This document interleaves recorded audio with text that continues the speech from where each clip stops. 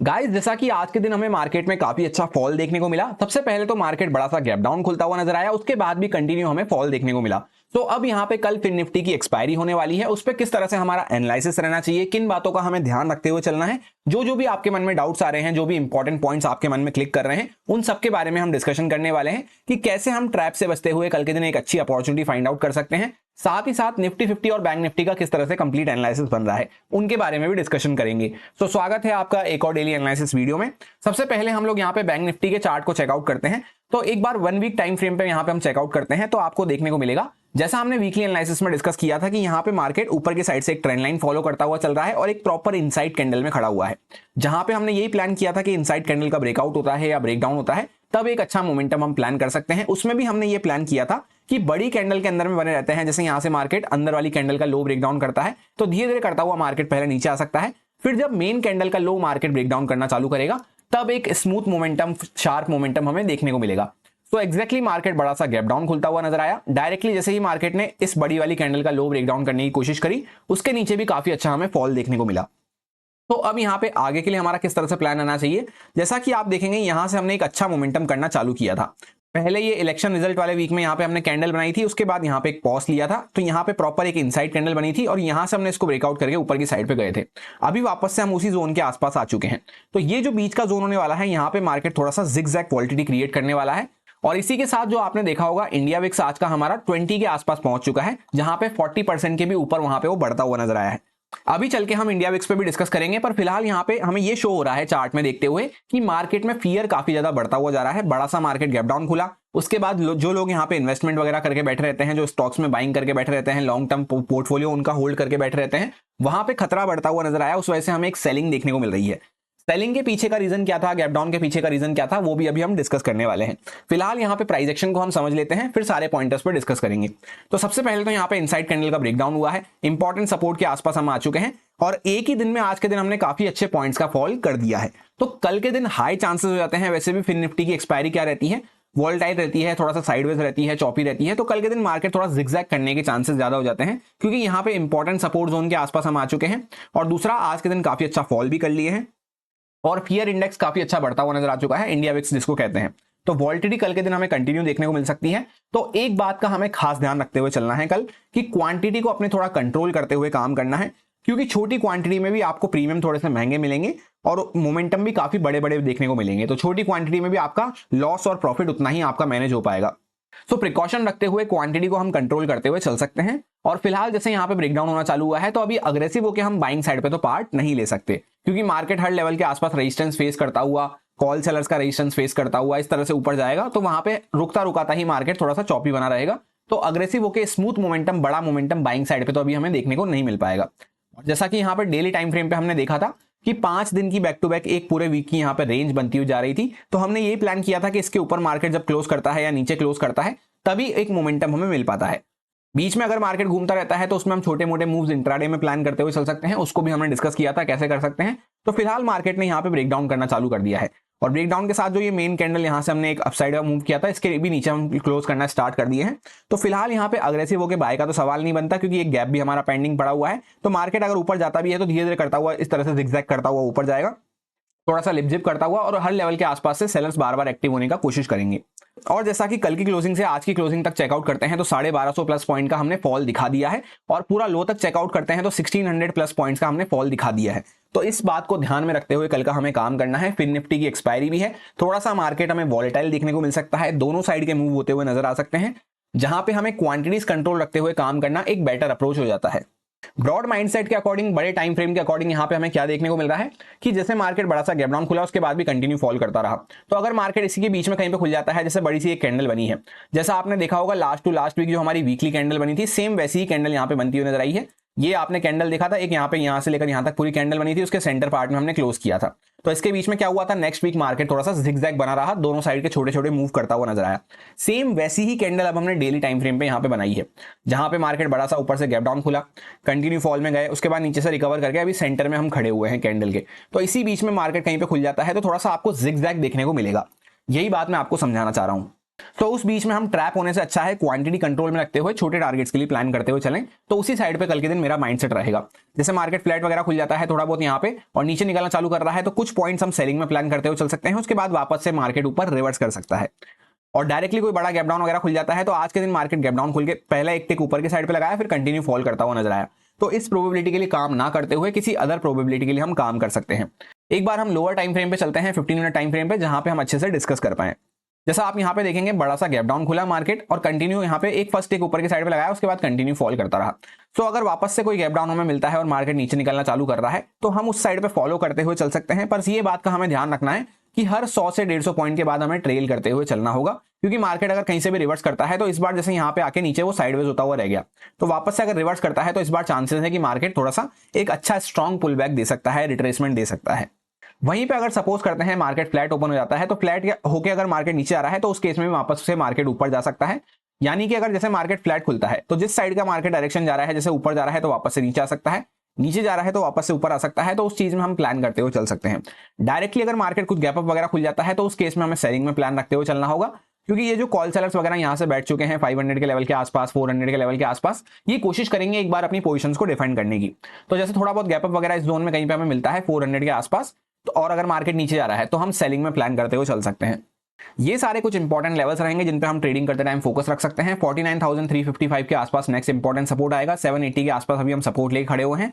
ये 200 के आसपास का इंपॉर्टेंट लेवल है, 500 के आसपास का साइकोलॉजिकल लेवल है, 800 के आसपास यहाँ पे हमने हाई लगाया है। इसके ऊपर अगर निकलते हैं तो 211 के आसपास, 200 के आसपास हमारा नेक्स्ट इंपॉर्टेंट रेजिस्टेंस आने वाला है, जहां से ही हमने सपोर्ट लेके ऊपर गए थे, पर डायरेक्टली मार्केट गैप डाउन खुल गया। अब अगर रीजंस की बात करते हैं कि मार्केट में हमें क्रैश फॉल क्यों देखने को मिला, तो जियोपॉलिटिकल सेंटीमेंट्स की वजह से, ग्लोबल कंट्रीज की रीजन की वजह से वहां पे हमें फॉल देखने को मिला है, ग्लोबल मार्केट्स की वजह से बेसिकली। उसमें सबसे पहला रीजन है कि यूएस मार्केट में रिसेशन का फियर वापस से आने लग गया है, क्योंकि जो एक इंडिकेटर होता है रिसेशन इंडिकेटर, जिसको हम साम रिसेशन इंडिकेटर कहते हैं, उसने 0.5 का मार्क अपना क्रॉस कर दिया है। इसको आप चाहें तो पॉज करके अच्छे से पढ़ सकते हैं। इसके बाद सेकंड रीजन है जापान। जापान में 1987 के बाद से आज पहला दिन ऐसा था जहां पे इतना मेजर लॉस हमें वहां पे देखने को मिला है, जहां पे बैंकिंग पॉलिसीज में कुछ चेंज होते हुए नजर आए हैं, जिसको मार्केट ने नेगेटिवली लिया है। उस वजह से भी वहां पे टेंशन बढ़ती हुई नजर आई है। इसके नीचे चलते हैं तो ईरान इजराइल का जो वॉर है उसके चक्कर में भी यहाँ पे टेंशन बढ़ती हुई नजर आई है। इसके बाद ये जो फोर्थ रीजन है, ये हमारा इंडिया का रीजन है, जहां पे Q1 की रिजल्ट, जो क्वार्टर जून में एंड होता हुआ नजर आता है, उसमें जो रिजल्ट आता हुआ नजर आया है, वहां पे उतनी अच्छी ग्रोथ हमें देखने को नहीं मिली है कंपनीज की। जहां पे निफ्टी 50 की जो टॉप 50 कंपनी होती है हमारी, उसमें से 30 कंपनी का जो रिजल्ट आया है वो काफी पुअर हमें देखने को मिल रहा है, जहां पे उतनी अच्छी ग्रोथ नहीं है। तो इस चीज को मार्केट ने थोड़ा सा नेगेटिवली लिया है। और टेक्निकल रीजंस की अगर बात करते हैं, तो जैसा आपको पता है कि मार्केट काफी अच्छा स्ट्रेच चल रहा था। जैसे यहाँ पे बैंक निफ्टी का चार्ट अगर आप देखते हैं, कंटिन्यू मार्केट ऊपर भगे जा रहा था। जैसे यहां से जब से हम निकले हैं कंटिन्यू ऊपर जाता जा रहा था। तो वैसे भी मार्केट को रीजन चाहिए होते हैं प्रॉफिट बुकिंग के, फॉल के, करेक्शन करने के। तो यहाँ पे काफी अच्छे से 2-4 रीजन यहाँ पे एक साथ आते हुए नजर आए हैं, जिस वजह से कल के दिन भी हमें एक फॉल देखने को मिला था, बड़ा सा गैप डाउन देखने को मिला था। कल के दिन तो मार्केट बैंक निफ्टी का सस्टेन कर गया था, थोड़ा सा अपने आप को होल्ड करता हुआ रह गया था। पर आज के दिन हमें और मेजर फॉल देखने को मिला गैप डाउन के साथ। अब फिन निफ्टी के चार्ट पे हम लोग आ चुके हैं, कल इसकी एक्सपायरी होने वाली है। सबसे पहले जैसा आप देखेंगे बैंक निफ्टी जैसे ही स्ट्रक्चर है कि मार्केट ने यहाँ पे एक फॉल किया, वापस ऊपर गया, बीच में पॉज लिया एक वीक, और वापस से बड़े गैप डाउन के साथ यहाँ पे हमें एक ब्रेकडाउन देखने को मिल रहा है। तो जब तक यहाँ पे मार्केट कोई इंपॉर्टेंट लेवल्स को रिक्लेम नहीं करता, कोई स्ट्रेंथ का साइन हमें शो नहीं करता, अग्रेसिव होकर हम बाय नहीं कर सकते इंट्राडे बेसिस में। इस टाइप के जो डिप आते हैं, जो मेजर करेक्शन आते हैं, मेजर फॉल आते हैं, यहाँ पे हम म्यूचुअल फंड वगैरह में इन्वेस्ट कर सकते हैं, या फिर कोई ईटीएफ्स वगैरह अपने लिए प्लान कर सकते हैं, एक्सचेंज ट्रेडेड फंड, या कोई स्टॉक ऐसे हैं जो नॉर्मल टाइम पे मार्केट में भगते रहते हैं, कंटिन्यू काफी स्ट्रेंथ में बने रहते हैं। वो अगर हमें डिप में मिल रहे हैं तो वहां पे हम अपना फोकस रख सकते हैं। पर नॉर्मली जब हमें ऑप्शन ट्रेडिंग में काम करना है, इंट्राडे बेसिस में काम करना है, एक्सपायरी के लिए काम करना है, तो वहां पे अग्रेसिव होकर बाय करने का सवाल नहीं बनता। और यहाँ पे जैसे आज के दिन काफी अच्छा फॉल भी होता हुआ नजर आया है, तो अग्रेसिव होकर हम कल के दिन सेल भी नहीं कर सकते। बहुत सारे लोग ये गलती करते हैं कि आज के दिन काफी अच्छे पॉइंट्स आ चुके, तो कल यहाँ पे जैसे मार्केट गिर रहा होगा थोड़ा बहुत, तो वो सेल करेंगे और कोशिश करेंगे कि यहाँ पे आज के दिन बड़ा मोमेंटम में कैप्चर करूंगा। पर जबकि ऑलरेडी आज के दिन बड़ा मोमेंटम हो चुका है, तो कल हमें मोमेंटम तो देखने को मिलेंगे, पर उसको हमें राइट टाइम पे छोटे प्रॉफिट में बुक करना जरूरी रहेगा। अदरवाइज हमारे हाथ से वो प्रॉफिट ड्रॉ डाउन हो सकता है, और वॉलिटिलिटी काफी ज्यादा बढ़ चुकी है, जहां पे काफी ज्यादा आपको जिगजैग होता हुआ नजर आएगा। एक पल में आपको बड़ा प्रॉफिट दिखेगा, एक पल में आपको बड़ा लॉस भी दिख सकता है, तो सही टाइम पे कट डाउन करना जरूरी रहेगा। इसलिए मैंने आपसे कहा क्वांटिटी को हम कम रखते हुए चल सकते हैं, जिसमें हमारा profit and loss ultimately manage हो जाएगा, जहां पे 25 से लेकर 50% के आसपास हम अपनी क्वांटिटी को कर सकते हैं। अब जैसे कि हमने रीजन समझ लिया, सेंटीमेंट समझ लिया कि मार्केट में फॉल हमें क्यों देखने को मिल रहा है, अब यहाँ पे टेक्निकल्स की बात करते हैं कि कल हमें एक्सपायरी पे कैसे प्लान रखना है। तो एक अच्छा फॉल हुआ है, बीच में हम सेंटर में खड़े हुए हैं, तो मैं एक्सपेक्ट करके चल रहा हूं कि कल के दिन अगर मार्केट यहीं कहीं पे ओपन हो जाता है तो इसके बीच में ही मार्केट क्लोज कर सकता है। अनटिल एंड अनलेस मार्केट जब तक इसका लो ब्रेकडाउन नहीं करता तब तक कोई मेजर वापस से फॉल हमें देखने को नहीं मिलेगा। और यहाँ पे जब तक मार्केट हाई क्रॉस करके यहाँ पे गैप वगैरह पड़ा हुआ है तो बाइंग का तो अभी फिलहाल सवाल नहीं बनता अग्रेसिव होके। तो इसी बीच के लिए कल के दिन हम प्लान करते हुए चल सकते हैं अपना ब्रॉड माइंडसेट। अब 15 मिनट टाइम फ्रेम पे ये कुछ हमारे लिए इंपॉर्टेंट लेवल्स रहेंगे। 23,111 के आसपास यहाँ पे हमारा हाई लगा हुआ है, 23,000 का साइकोलॉजिकल लेवल है, 866 के आसपास यहाँ पे इंपॉर्टेंट रेजिस्टेंस आ सकता है, 642 के आसपास अभी हम इंपॉर्टेंट सपोर्ट लेके खड़े हुए हैं, इसके नीचे 500 का साइकोलॉजिकल लेवल आने वाला है। तो जैसा आप देखेंगे आज के दिन काफी बड़ा मोमेंटम यहां से एक्चुअली हमें कैलकुलेट करना है, भले ही पॉइंट्स गैप डाउन में गए हों पर फॉल यहां से यहां तक का हमें देखने को मिला है। तो इतने बड़े फॉल के बाद अभी मार्केट लोअर साइड पे थोड़ा सा होल्ड कर रहा है, तो थोड़ा बहुत गैप अप मिलता है, नीचे आ रहा है तो हम सेलिंग में प्लान करते हुए चल सकते हैं। और यहाँ पे मार्केट फ्लैट खुलता है तो जैसा हमने बैंक निफ्टी में प्लान करा, फ्लैट खुल के ऊपर जा रहा है तो थोड़ा बहुत ऊपर जाके जब मार्केट नीचे आए तब हम सेलिंग में प्लान कर सकते हैं। थोड़ा नीचे जाके अगर वापस से ऊपर आ रहा है तब हम बाइंग में प्लान करते हुए चल सकते हैं। और डायरेक्टली कुछ गैप डाउन खुल जाता है तो जैसे मार्केट ने एक फर्स्ट एक ऊपर की साइड पे लगाया फिर वापस से नीचे फॉल करता हुआ नजर आया, तो इस चीज के लिए हमें प्लान ना करते हुए ये प्लान करना है किसी अदर प्रोबेबिलिटी के लिए। जैसे for example market gap down खुला, थोड़ा बहुत नीचे आ रहा है तो हम पहले सेलिंग में प्लान रख सकते हैं, उसके बाद मार्केट वापस से रिकवर कर सकता है, इस बात का हमें ध्यान रखना है। तो छोटे पॉइंट्स पे अच्छे से ट्रेल करते हुए हमें काम करना होगा। या जैसे फॉर एग्जांपल यहाँ पे मार्केट गैप डाउन खुला और फर्स्ट टिक के साथ ही गिर गया, जहां पे हम एंट्री नहीं ले पाए, तो फिर हमें वेट करना है जब मार्केट कुछ रिवर्सल वगैरह का साइन दे तब हम वहां पे बाइंग के लिए फोकस रखते हुए चल सकते हैं। अल्टीमेटली कल का दिन थोड़ा सा वॉलेटाइल होने वाला है। अब जैसा कि आपके सामने ये इंडिया विक्स का चार्ट प्रेजेंट है, जैसा कि आप देख सकते हैं कितनी बड़ी डेली टाइम फ्रेम पे यहाँ पे कैंडल बनती हुई नजर आई है, जहां पे सीधा 14 के लेवल के आसपास से हम 24 के आसपास यहाँ पे अपना हाई लगा के गए हैं। 42.25% के आसपास फियर इंडेक्स हमारा बढ़ता हुआ नजर आया है, जो कि एक दिन में सिंगल कैंडल में काफी बड़ी ग्रोथ हो जाती है। एक यहाँ पे हमें इलेक्शन रिजल्ट के टाइम पे देखने को मिली थी, उसके बाद हमें वापस से यहाँ पे देखने को मिल रही है।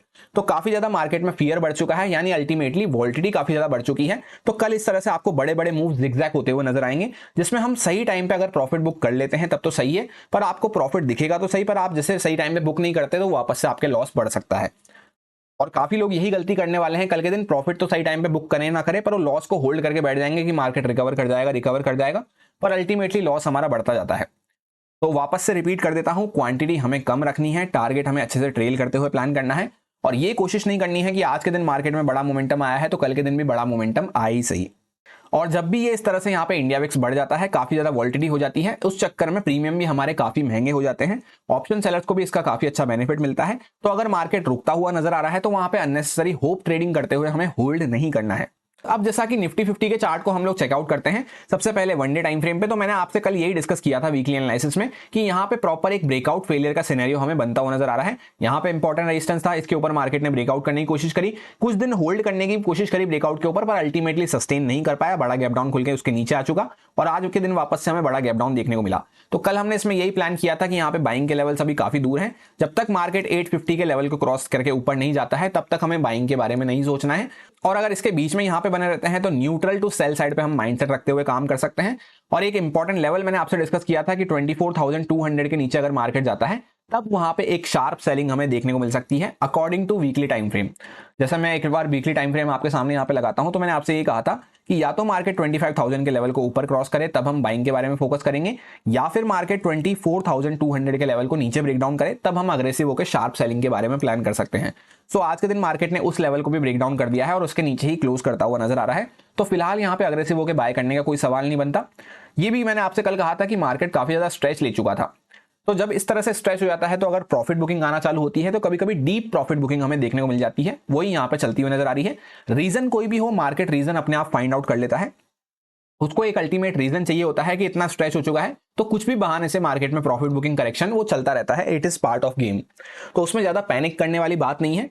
ऐसे टाइम पे क्या होता है, लोगों का फियर भी बढ़ जाता है, साथ के साथ लोगों का ग्रीड भी बढ़ जाता है। जैसे आज के दिन लोगों ने देखा कि अरे यार मैं यहाँ पे पुट बाय करके चला जाता, बीटीएसटी में एसटीबीटी में पुट वगैरह बाय कर लेता तो मेरे को काफी अच्छा यहाँ पे प्रॉफिट बन जाता, इतने बड़े पॉइंट्स मिल जाते, ये हो जाता वो हो जाता। या जैसे मार्केट खुलते ही मैं यहाँ पे पुट ले लेता तो मेरे को काफी अच्छे प्रॉफिट मिल जाता। पर अब कल के दिन अगर आप इस फॉर्मूले को लगाने की कोशिश करोगे तो अल्टीमेटली ट्रैप होते हुए नजर आओगे। जैसे कैंडल के बीच में हम खड़े हुए हैं, काफी बड़े पॉइंट्स ऑलरेडी जा चुके हैं, कैंडल भी काफी बड़ी बनती हुई नजर आई है, तो इसके बीच में अगर घूमते रहते हैं तो कल के दिन दोनों साइड के छोटे छोटे मूव होते हुए नजर आ सकते हैं। उसी तरह से सेम प्लान रहेगा जैसे बाकी दोनों इंडेक्स में हमने डिस्कस किया। और जब वापस से कैंडल का लो ब्रेकडाउन करना चालू करते हैं तब हम छोटा सा स्टॉप लॉस डाल के कंटिन्यू करते हुए चल सकते हैं। फिलहाल बाइंग के लिए हमें यहाँ पे कुछ स्ट्रेंथ का साइन चाहिए, जब तक मार्केट अपना हाई वगैरह क्रॉस नहीं करता अदरवाइज इसके बीच में जाएगा तो धीरे धीरे करता हुआ मार्केट ऊपर जाएगा बाइंग में, जिसमें हमें ज्यादा कोई प्रीमियम में फास्ट मोमेंटम देखने को नहीं मिल पाएगा।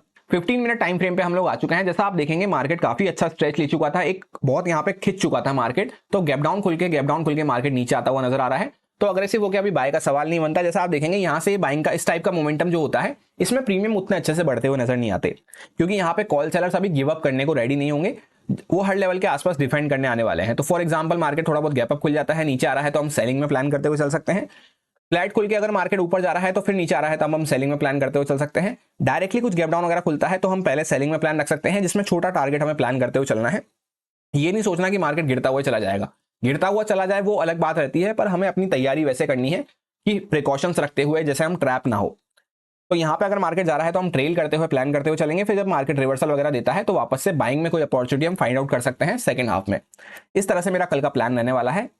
ये सारे कुछ इंपॉर्टेंट लेवल्स रहेंगे जिन पे मैं ट्रेडिंग करते टाइम फोकस रखूंगा। यहाँ पर 23,888 के आसपास एक इंपॉर्टेंट लेवल है, 24,200 के आसपास एक लेवल है, इसके ऊपर 500 का साइकोलॉजिकल लेवल है, डाउन साइड पे 628 के आसपास एक इंपॉर्टेंट लेवल है, फिर 500 का साइकोलॉजिकल लेवल है। सिंपल सा प्लान कल के दिन यही रहेगा कि दोनों साइड के मूव हमें होते हुए नजर आएंगे, जिसमें हम छोटे टारगेट्स अच्छे से ट्रेल करते हुए क्वांटिटी कम रखते हुए प्लान कर सकते हैं। उसमें बेस्ट कंडीशन हमारे लिए क्या बन सकती है वो हमने ऑलरेडी डिस्कस कर लिया है, और ब्रॉड माइंडसेट को भी हमने डिस्कस कर लिया है। यही मेरा सिंपल सा एनालिसिस बन रहा था तीनों इंडेक्सेस में, जो आपके साथ प्योरली एजुकेशन एक्सपीरियंस पर्पस से शेयर किया गया है, सारे लॉजिक्स एंड रीजंस को एक्सप्लेन करते हुए। अब अगर आपको अच्छा लगता है, समझ में आया है, तो आप इसको यूज में ले सकते हैं अपने रिस्क पे, अपने प्रॉपर रिस्क मैनेजमेंट को फॉलो करते हुए, अच्छे से स्टॉप लॉसेस वगैरह को फॉलो करते हुए। Happy Fin Nifty expiry. Thank you.